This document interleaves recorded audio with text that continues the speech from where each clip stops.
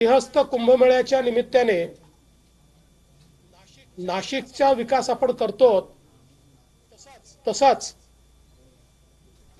त्र्यंबकेश्वरचाही विकास झाला पाहिजे। कारण त्र्यंबकेश्वर हे आपल्या ज्योतिर्लिंगांपैकी एक प्रमुख ज्योतिर्लिंग आहे आणि देशभरातून लोक त्या ठिकाणी येतात आणि म्हणून जवळपास 1100 कोटी रुपयाचा एक आराखडा तिथला तयार केलेला आहे। त्याचे 2 टप्पे आम्ही करतो। पहिला टप्पा जो सिंहस्थापर्यंत आपल्याला पूर्ण करता येईल आणि दुसरा टप्पा जो आहे ज्याच्यामध्ये त्याच्यानंतरही काही कामं होतील। याच्यामध्ये दर्शनाकरता कॉरिडॉर तयार करणं असेल, पार्किंगची व्यवस्था असेल, त्या ठिकाणी शौचालयांची व्यवस्था असेल,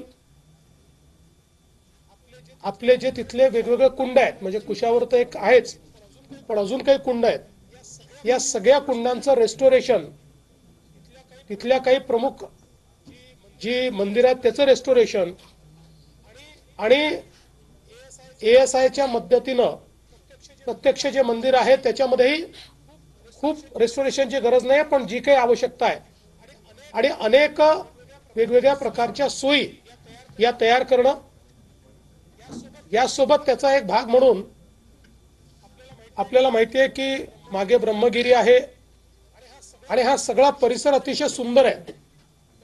त्यामुळे या ठिकाणी नॅचरल ट्रेल्स तयार करायच्या, अशा प्रकारचा देखील प्रयत्न या आराखड्याच्या माध्यमातून करण्यात येणार आहे। मी